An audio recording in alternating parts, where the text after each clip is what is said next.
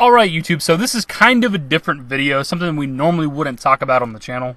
I kept seeing these articles and posts about Bethesda partnering with UFC and a specific fighter to help promote Fallout 76, and I found that kind of interesting and a little bit weird. Just want to talk about it.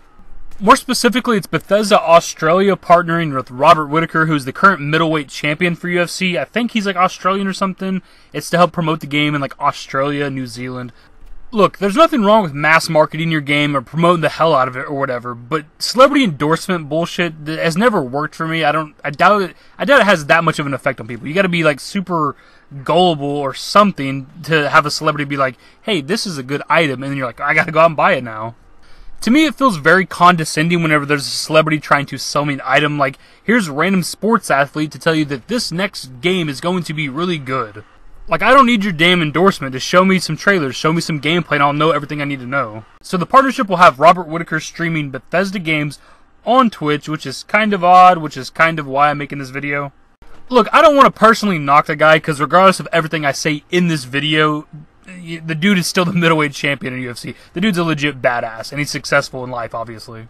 But I just don't understand this partnership, because the guy has barely any following on social media. This dude is an actual UFC champion, but he only has around 50,000 followers on Twitter, whereas I'm some random nobody and I have 13 or 14,000. He's not that big on social media. And if you go over and look at his Twitch, he only has 2,000 something followers.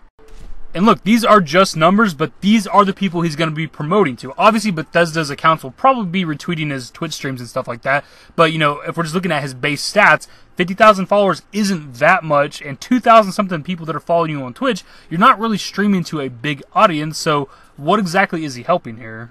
And honestly, does anybody care that Robert Whittaker is playing Bethesda games or promoting Fallout 76? Unless you're a specific fan of his, or maybe a big super fan of UFC, do you actually care that this guy is about to be streaming these games? How many copies of Fallout 76 do you think this guy's actually going to sell in total by doing all this, promotions and streams and stuff? He might move hundreds of copies, maybe, and that doesn't matter. You're talking about millions. Bethesda games sell usually in the millions, at least for Fallout and Elder Scrolls. Whereas if you use somebody like Conor McGregor, who is obviously an extreme example and probably the biggest example, you get him playing Fallout 76 or streaming Bethesda games to build hype for Fallout 76, and you'll probably move hundreds of thousands of copies, at the very least tens of thousands of copies. My overall biggest issue with this is that it is some sort of celebrity endorsement. It doesn't matter if the guy is actually a gamer. He does tweet out about playing Fallout 4 and stuff all the time. But was he doing that because he knew this promotion was in the works and about to become public? So was he just promoting Bethesda games? Or was he just doing this actually in his free time and Bethesda seen it and then brought the dude on to do this partnership thing? My biggest issue with this whole situation is that I would rather it be somebody from the community. There's plenty of big YouTubers out there who are from Australia. I don't know why this guy is considered the brand ambassador when he has barely any following compared to a lot of these guys. You look at somebody like Fudge Muppet. They're from Australia and they have almost 700,000 subscribers on YouTube. That is a much better brand ambassador.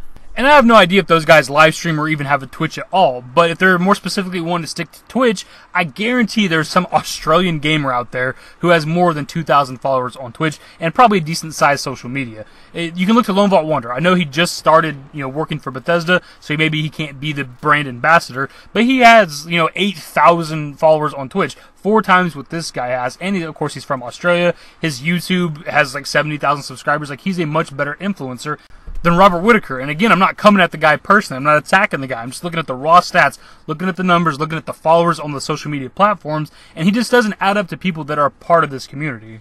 And again, unless you are a super fan of this guy or UFC in general, do you really care about his input on Bethesda games?